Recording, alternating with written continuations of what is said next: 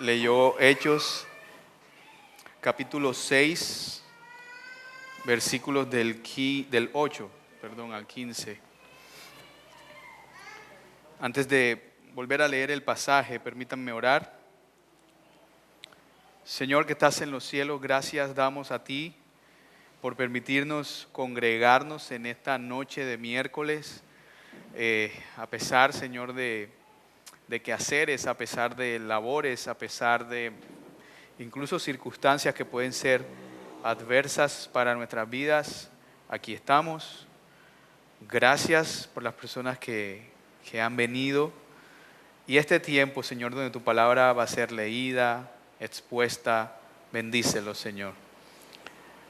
Dispón nuestras mentes y nuestros corazones. Háblanos con tu palabra, edifícanos con tu palabra, redargúyenos con tu palabra, confróntanos con tu palabra. Que podamos salir, Señor, en esta noche de acá, meditando profundamente y reflexionando en nuestras vidas a la luz de tu palabra, para que nuestras vidas puedan ser conformadas cada vez más a tu Hijo Jesús. Úsame, Señor, para ser fiel al mensaje de tu palabra y poder predicar, Señor, con fidelidad. En el nombre de Jesús te damos gracias. Amén. Hechos 6, del 8 al 15, dice así. Leo la Biblia de las Américas. Esteban, lleno de gracia y de poder, hacía grandes prodigios y señales entre el pueblo. Pero algunos de la sinagoga llamada de los libertos, incluyendo tanto cireneos como alejandrinos y algunos de Cilicia y de Asia, se levantaron y discutían con Esteban. Pero no podían resistir a la sabiduría y al espíritu con que hablaba.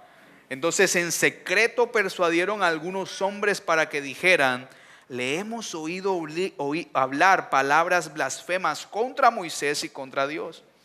Y alborotaron al pueblo, a los ancianos y a los escribas, y cayendo sobre él, lo arrestaron y lo llevaron al concilio. Presentaron testigos falsos que dijeron: este hombre continuamente habla en contra de este lugar santo y de la ley, porque le hemos oído decir que este nazareno, Jesús, destruirá este lugar y cambiará las tradiciones que Moisés nos dejó.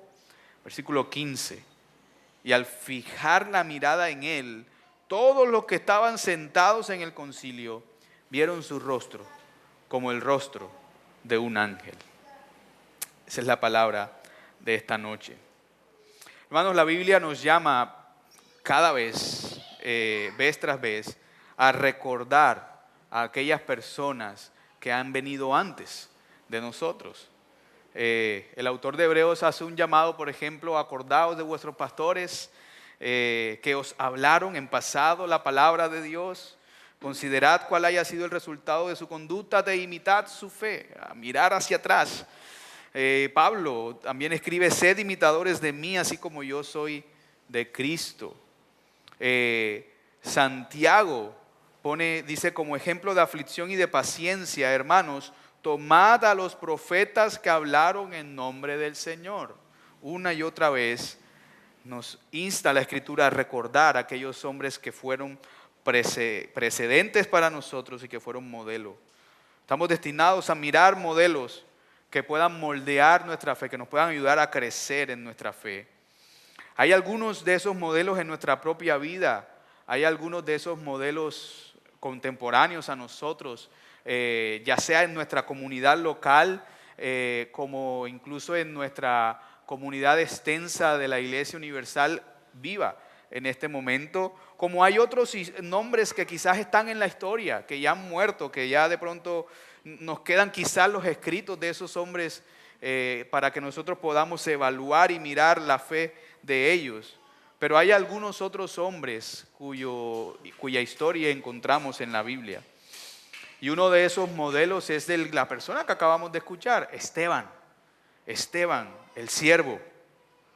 No hay mucho de Esteban en las Escrituras. Apenas la semana pasada el pastor predicaba sobre los hombres de buen testimonio, llenos de sabiduría y llenos del Espíritu Santo, que fueron escogidos para servir para servir a la iglesia en general a causa de la murmuración que se había levantado de parte de los judíos helenos por la desatención de sus viudas.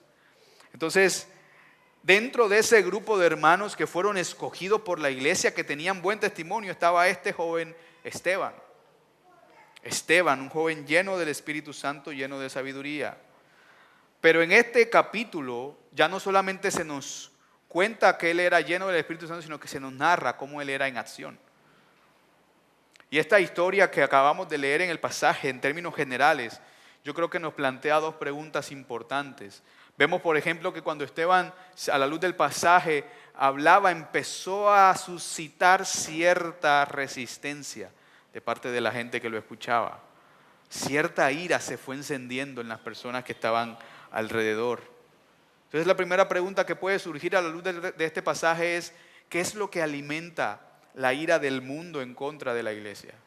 ¿Qué es lo que alimenta la ira del mundo en contra de la iglesia? Eso es lo que de alguna manera nos cuenta el pasaje. La segunda cosa que nos cuenta el pasaje también y que podemos deducir y que nos lanza como pregunta es la actitud del propio Esteban ante esa circunstancia hostil que estaba enfrentando. Y esta actitud de Esteban nos levanta la pregunta de qué es lo que genera esta confianza en este hombre. ¿Qué es lo que genera esta confianza, este sentir pacífico, este ser, digamos, de estar ahí de pie contra las personas que lo están juzgando y estar prácticamente como sin ansiedad en medio de lo que sabe él que le espera probablemente? Y esto no solamente lo vemos en la vida de Esteban a la luz de los testimonios que hay posteriores de los primeros siglos de la iglesia. Fueron muchos los mártires que murieron al parecer con la misma paz. ¿Qué es lo que produce, qué es lo que genera esta confianza? Hermanos, la respuesta a ambas preguntas, tanto a qué es lo que alimenta la ira del mundo como qué es lo que genera esta paz, es una misma: la confianza firme de la iglesia en el reinado del Señor Jesucristo. La confianza firme de la iglesia en el reinado del Señor Jesucristo. Sabemos por las Escrituras que el Señor Jesús ha recibido toda autoridad en el cielo y en la tierra. El Señor Jesús reina desde el cielo, tiene las llaves de la muerte, de la vida y de la resurrección. Y la iglesia confía en esta verdad. Y es esta confianza lo que le da a la iglesia la fortaleza. Pero también es esta misma confianza la que provoca de alguna manera al mundo. Provoca al mundo porque el mundo percibe el reino del Señor Jesucristo como amenaza. Y lo perciben como amenaza porque para el mundo el reinado del Señor Jesucristo implica perder su propio poder y autoridad. Por eso decimos que la respuesta es la misma. En los versículos 8, que fue el primer pasaje, dice que Esteban, lleno de gracia y de poder, hacía grandes prodigios y señales entre el pueblo. Nótese que en el versículo 5 de este mismo pasaje, que hace parte de lo que se enseñó la semana pasada, cuando describen a los varones que fueron elegidos como diáconos, a Esteban se le define como un varón lleno de fe y del Espíritu Santo. Lo que vemos en el versículo 8 es la continuación de esa descripción de Esteban. Aquí se nos dice ahora que Esteban es un varón lleno de gracia. Lleno de gracia. Es decir, cuando las Escrituras usan esta palabra gracia de la manera como lo están usando aquí, están hablando del favor de Dios sobre una persona. Dios estaba capacitando de manera divina a Esteban para ministrar. La mano de Dios estaba sobre él y todos podían ver eso. Era un hombre, sin lugar a dudas, que no tenía miedo de dar testimonio del Señor Jesús. Lleno de gracia, pero también se nos define a Esteban como lleno de poder. Es decir, Esteban no solamente hablaba de lo que el Señor Jesús era, de lo que él creía acerca del Señor Jesús, sino que caminaba su fe también. Ponía en práctica su fe. El Espíritu Santo lo llenó de poder y realizaba grandes prodigios y señales entre el pueblo. Esteban es el primer hombre, además de los apóstoles, que vemos en Hechos realizando milagros. Además de los apóstoles, Esteban es el primero que vemos haciendo esto. Y el hecho de que haga milagros y señales y prodigios en medio del pueblo claramente lo asocia en la mente de uno a aquellos que hicieron lo mismo antes que él. Básicamente en Hechos 3 se nos ha contado de Pedro y de Juan, que subieron al templo, sanaron a un hombre cojo de nacimiento, dieron testimonio de Cristo resucitado, fueron interrogados, arrestados e interrogados por el Sanedrín, y luego fueron liberados con una advertencia. En Hechos 5, y mira cómo va subiendo un poco la tensión, los apóstoles son arrestados nuevamente, pero esta vez son liberados después de unos azotes. Y finalmente vemos en Hechos 6 y en Hechos 7, que es el pasaje que sigue después, a Esteban. En este pasaje vemos a Esteban realizando prodigios y señales, dando testimonio del Señor Jesucristo, siendo interrogado por el Sanedrín. Pero en el capítulo 7 vemos que esta persecución en contra de Esteban va a escalar hasta causarle la muerte. Nota que hay como una especie de escalamiento en el conflicto, como le llamamos aquí en Colombia. El conflicto escaló. Primero unas advertencias en Hechos 3 a Pedro y Juan, después unos azotes en Hechos 5 y en el caso de Esteban la muerte. Pero para la iglesia todo esto que estaba sucediendo con Esteban fue un gran aliento, una demostración pública de la gracia y del poder de Dios. Para las personas que acababan de creer, porque lo que vemos hasta aquí, si usted ha seguido la serie de enseñanzas en el libro de Hechos, lo que hemos visto hasta aquí es una andanada de prodigios, de señales, de predicaciones donde el Espíritu Santo obraba con poder y cada vez terminan diciendo y se añadieron como 3,000 hombres y se añadieron como 5,000 hombres. Entonces, para estas personas que son nuevos creyentes, que se iban añadiendo en estas últimas semanas, ver más señales y más prodigios lo que estaba haciendo era confirmar lo que los apóstoles les habían predicado. Pero no fue así para los líderes religiosos que no habían creído. Para estas personas, para los judíos, Esteban los estaba enloqueciendo. No tenían el favor. Esteban no tenía el favor de ellos. Pero nosotros podemos celebrar cómo Dios usó a Esteban también para extender el evangelio. Primero los apóstoles predicando a los judíos hebreos, luego la iglesia crece y se incluyen los judíos griegos, como en el capítulo anterior. Y ahora Dios capacita a Esteban para ministrar en medio de ellos con señales y prodigios. Dios obró sin duda a través de la vida de Esteban. Pero vemos los versículos 9 y 10 que dice, pero algunos de la sinagoga llamada de los libertos, voy a ver la Reina Valera dice, entonces se levantaron unos de la sinagoga llamada de los libertos, de los de Cirene, de Alejandría, de Cilicia y de Asia, disputando con Esteban, pero no podían resistir a la sabiduría y al espíritu con que él hablaba. La sinagoga, este término que se usa aquí, era la precursora de la iglesia, la precursora judía de la iglesia local. Era un lugar donde se leía la escritura, donde se estudiaba, donde se oraba.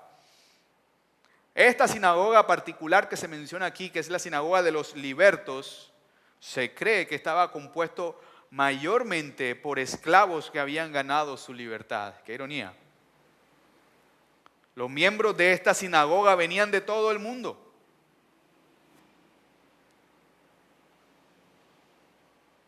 Quizás la Biblia de las Américas, el lenguaje puede dar a entender mejor la idea. Dice, pero algunos de la sinagoga llamada de los libertos, incluyendo tanto cireneos como alejandrinos y algunos de Cilicia y de Asia.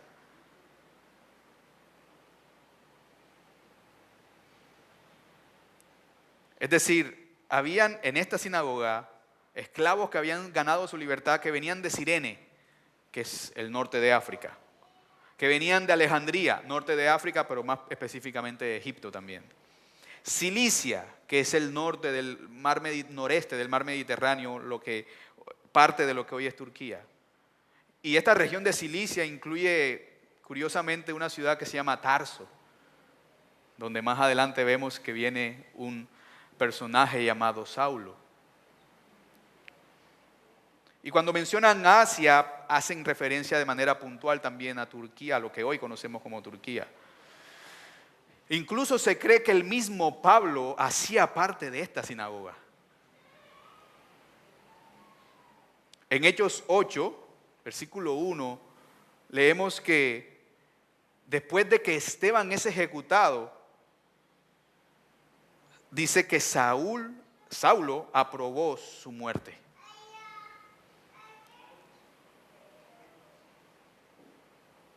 Quizás el primer encuentro de Pablo con la iglesia en su momento fue oponiéndose a ella. Ahora, por un momento dejemos la perspectiva de Esteban y vamos a la perspectiva de los judíos de la época. Imaginémonos, por ejemplo, que hemos crecido en algunas de estas regiones, Alejandría, Cilicia, Cirene, no sé. Has crecido aquí, has sido fiel en leer las escrituras hebreas, tratando de guardar la ley del Señor, y hay un anhelo en tu corazón por volver a Jerusalén. Es el anhelo que tienen todos los judíos, incluso hasta el día de hoy, volver a Jerusalén.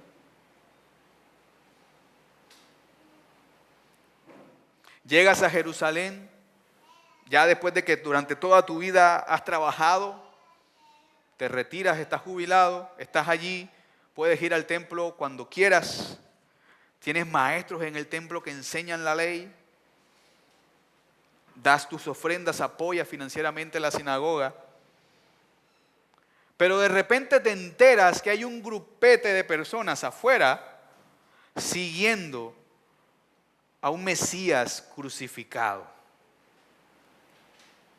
diciendo que convertirse a este Mesías llamado Jesucristo significa libertad de la ley, es decir, libertad de las costumbres que tú creciste amando. Muchas de las personas que viste en la sinagoga donde tú estabas asistiendo, te das cuenta que se van de repente, no llegan más porque se fueron a unirse a ese grupo de personas que siguen a un Mesías. Y de repente ves a un tipo enseñando en las calles en contra de todo lo que tú has entendido como tradición. Y no solamente eso, sino que además este tipo está haciendo señales y prodigios. Una amenaza para todo lo que tú amas y conoces. Toda tu vida esperando para llegar a Jerusalén, y cuando llegas te das cuenta que está a punto de arruinarse todo. Entonces, la reacción lógica es correr hacia aquellos que enseñan la ley y decir, ¿será mejor que se enfrenten a esta persona? Toda mi vida estuve esperando por venir aquí y ahora viene este loco y se aparece. Enfrenten a esta persona. Los maestros se levantan y van donde esta persona, lo enfrentan. Son los líderes de la sinagoga. Son personas bien estudiadas. En teoría deberían poder manejar a Esteban. ¿Quién se cree este tal Esteban? Pero mira lo que dice el versículo 10. No podían resistir a la sabiduría y al espíritu con que hablaba. No podían resistir a la sabiduría y al espíritu con que hablaba. Estos maestros de la ley eran profesionales en el Antiguo Testamento y en el estudio de él. Sin embargo, no podían refutar a Esteban. Más allá de ser un siervo en la iglesia, un diácono servidor de la iglesia, Esteban es un hombre sabio, conoce las escrituras muy bien, sabe cómo defender la verdad en contra del error, sabe cómo defender la Biblia de aquellos que la resisten con todo su corazón. Habla con una sabiduría que nadie puede resistir también. Habla la verdad de una manera convincente. Y es el Espíritu Santo mismo hablando a través de él. Nótese que estos líderes de la sinagoga se dieron cuenta de esto, de que no podían debatir con tal hombre, y sin embargo esto no los atrajo a Jesús. Al contrario, los alejó más de Jesús. Los llevó a oponerse todavía con más tesón a este hombre, Esteban. Yo creo que aquí vale la pena pausar, hermanos, y aplicar, porque Nosotros debemos ser personas que crecen en conocimiento y sabiduría como Esteban. Yo no creo que Esteban haya conocido las Escrituras de repente y de repente su mente haya cambiado.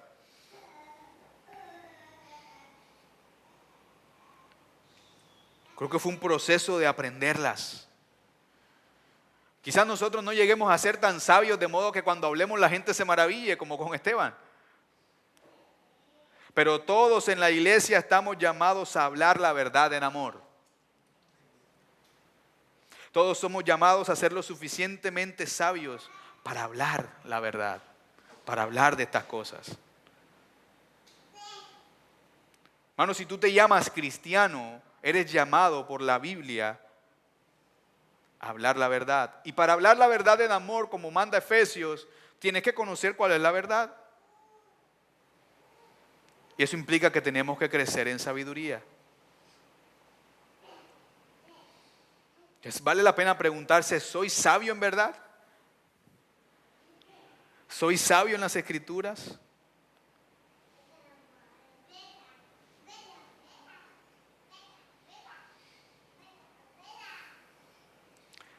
Muchos quizás hemos tenido un recorrido largo en el Evangelio, en nuestra vida, hasta el punto de nuestra vida hoy. Y nunca diríamos tal cosa como que no es necesario leer la Biblia. Y sin embargo pasa un día y no leímos. Llega el día siguiente y se nos olvida también. Pasa el tercer día y también se me olvidó.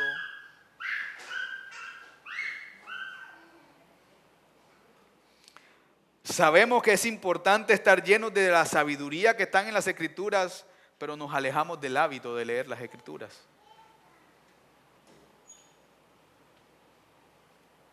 Esa es una trampa específicamente para aquellos que hemos estado en la fe mucho tiempo. Tenemos que volver a las Escrituras. Pero si alguien nuevo está escuchando, lo que debe hacer es preguntar cómo leer bien la Biblia, por dónde empiezo, cómo la estudio. Si somos maduros, pero nos hemos alejado de leer la Biblia, debemos volver a ella tan pronto como podamos. Versículo 11. ¿Qué hicieron entonces estas personas que no podían ganar abiertamente en una discusión contra Esteban? Empezaron a usar tácticas. Hay un programa que se llamaba Tácticas del Miedo. Estas son tácticas encubiertas que estas personas están haciendo. Versículo 11 al 14. Dice: entonces en secreto persuadieron a algunos hombres para que dijeran: le hemos oído hablar palabras blasfemas contra Moisés y contra Dios. Y alborotaron al pueblo, a los ancianos y a los escribas, y cayendo sobre él lo arrestaron y lo trajeron al concilio. Presentaron testigos falsos que dijeron: este hombre continuamente habla en contra de este lugar santo y de la ley, porque le hemos oído decir que este Nazareno, Jesús, destruirá este lugar y cambiará las tradiciones que Moisés nos dejó. Ahí la primera táctica, como no pudieron ganar en una discusión en Francalit, primera táctica, instigaron a hombres de manera secreta para que dijeran algo diferente a lo que realmente había pasado. Y nota que ellos dicen, habla palabras blasfemas contra Moisés y contra Dios. Integran Moisés y Dios en un solo paquete. Para ellos, oponerse a Moisés era oponerse a Dios. Para estos judíos que guardaban todas esas tradiciones. Segunda táctica, versículo 12, la Reina Valera dice: soliviantaron al pueblo. La palabra rara. La Biblia de las Américas dice alborotaron. Más fácil. Alborotaron al pueblo, a los ancianos y a los escribas, y arremetiendo le arrebataron y le trajeron al concilio. Causaron un alboroto. La tercera táctica, pusieron testigos falsos, versículos 13 y 14. Nótase la primera. Empieza a regar la bola de que ahí Esteban está hablando palabras blasfemas en contra de Moisés y en contra de Dios. Estas personas van y empiezan a cuchichear en el pueblo, luego los demás empiezan a decir: ¿no escuchaste lo que está haciendo este Esteban? Y empiezan a alborotar. Tercera táctica, testigos falsos, para que se presenten ante el concilio y testifiquen en contra de Esteban. Fabricación de testigos falsos. Pareciera una escena de la política local, pero no. Acusaban a Esteban de hablar contra el templo y contra la ley.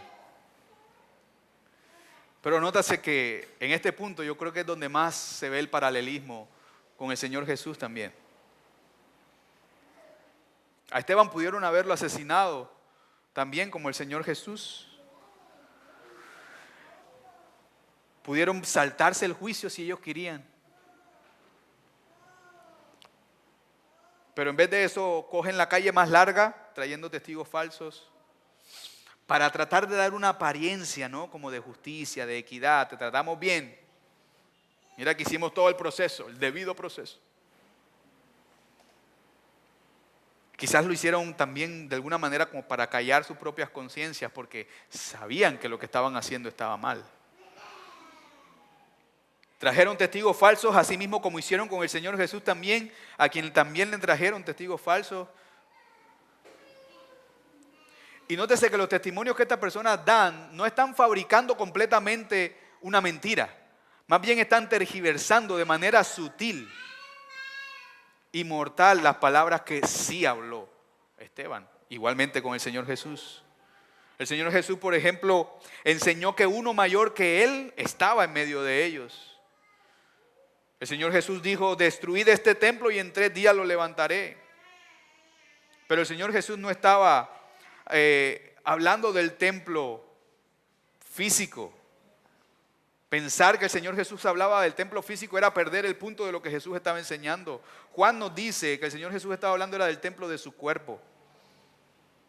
En Mateo 5:17 Jesús dice, no he venido para abrogar la ley, sino para cumplirla. Ahora, conociendo el desarrollo de la historia, Jesús sí vino o sí significó el fin del templo, del sacerdocio levítico y de los sacrificios de animales. Pero Jesús no terminó esas prácticas de una manera autoritaria y punto final y con violencia. Jesús terminó esas prácticas porque esas prácticas desde el inicio de los tiempos siempre habían apuntado era hacia Él.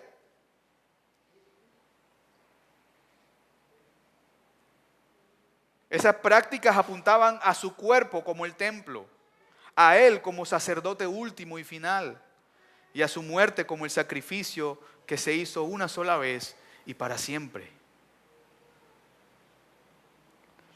El Señor Jesús no llevó las ceremonias levíticas y de la ley mosaica a su fin porque las rechazara, sino más bien porque las cumplió. Es decir, en Él, Jesús, alcanzaron la plenitud todas estas prácticas. Jesús las consumó, las completó. Por eso la animadversión de estos judíos en contra de Jesús, para ellos el Señor Jesús significaba, o convertirse al Señor Jesucristo significaba libertad de la ley de Moisés, libertad de ir al templo repetidamente porque ya Jesús se había sacrificado una vez y para siempre, libertad de las costumbres que ellos habían crecido apreciando. Nosotros hoy damos por sentado todas esas cosas, pero para estas personas que apreciaban esas costumbres, esto era un escándalo. El problema real no era Moisés en el fondo, el problema real tiene que ver con fe y obediencia a Dios.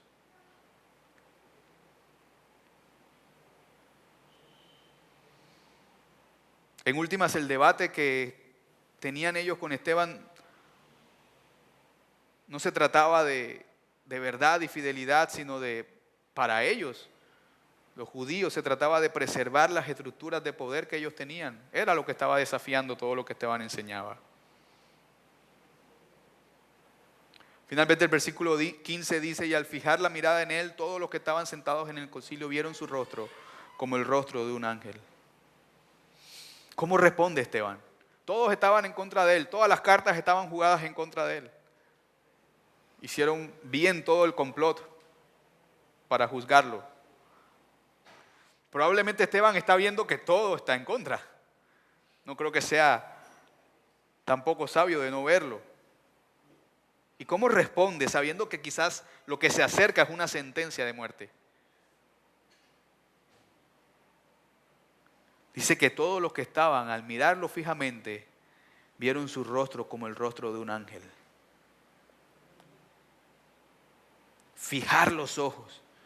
Como cuando yo a veces discuto en la casa o regaño a uno de los hijos míos, no voy a decir el nombre, y de repente me sale con una respuesta así chisposa, que me descoloca, que yo digo, y me lo quedo mirando como que no tengo nada que decirle. Estos hombres se quedaron fijando los ojos de ellos en Esteban, como quien no entiende lo que está sucediendo. Lo que Esteban respondía no era para nada lo que ellos estaban esperando que respondiera. Y su rostro era como el rostro de un ángel. El rostro de Esteban no estaba ansioso.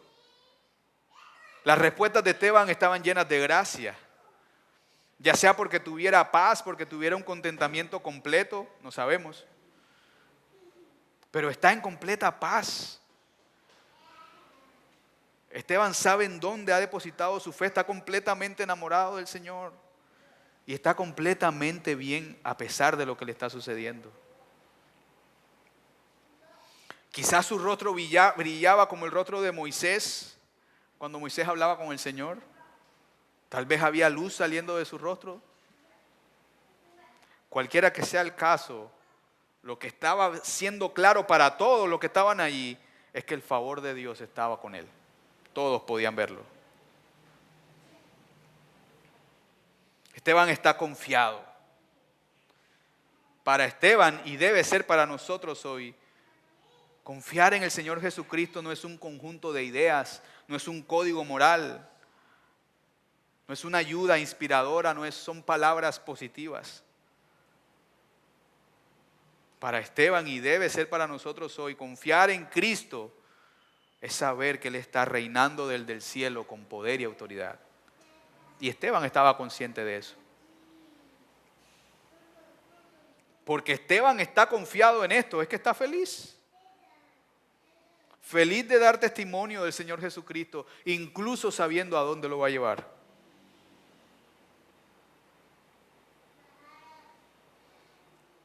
Esteban también estaba bendecido por Dios. No solo porque estaba lleno de su gracia y de poder, no solo porque estaba lleno de sabiduría y del Espíritu, sino porque fue injuriado. El Señor Jesús dice: bienaventurados los que padecen persecución por causa de la justicia, porque de ellos es el reino de los cielos. Bienaventurados sois cuando por mi causa os vituperen y os persigan y digan toda clase de mal contra vosotros mintiendo. Gozaos y alegraos, porque vuestro galardón es grande en los cielos. Quizás a esta promesa estaba mirando Esteban. A los seguidores de Jesús el Señor les dijo lo mismo. Iban a ser perseguidos. La gente iba a decir todo tipo de mal en contra de ellos. Y Jesús les dice: puedes estar lleno de gozo. Eres bienaventurado. De alguna manera, y para ir redondeando la idea, Esteban estaba liderándolos, aunque ellos estaban en contra de él. Este es un tipo de liderazgo, aunque no lo estaban escuchando, aunque estaban en contra de él.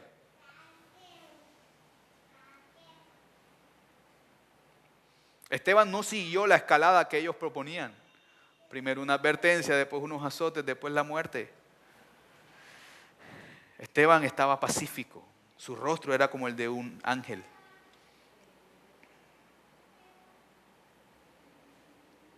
En síntesis, hermanos, cuando miramos a Esteban vemos un hombre que toda la congregación reconoce como lleno de fe y del Espíritu, alguien que ha servido de manera graciosa, es decir, llena de gracia del Señor dentro de la iglesia, un varón lleno de gracia y de poder haciendo prodigios y señales entre el pueblo, una persona debatiendo fielmente a aquellos que se oponen al Evangelio con sabiduría y con poder del Espíritu Santo.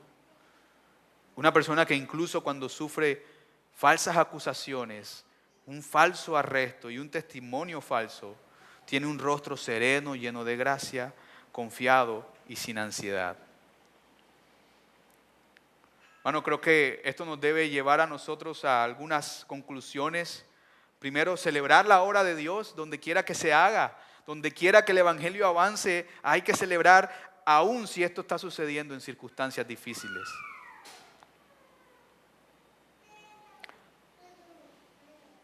Lo otro es que así como a los judíos que no aceptaban algo que retara sus tradiciones, nosotros también tenemos que poner nuestra mirada alejada un poco de las tradiciones que a veces nos atan. Hace algún tiempo las iglesias empezaron a incorporar el órgano, hace algunos siglos, órganos gigantes, y para mucha gente de la época eso era algo blasfemo. Luego, cuando empezó toda esta era electrónica, los órganos de muchas iglesias fueron cambiados por pianos eléctricos. Y eso también era algo blasfemo. Mucha gente se resistía a ese cambio. Yo vengo de una iglesia donde las alabanzas eran con caja y con guacharaca y nos miraban feo también.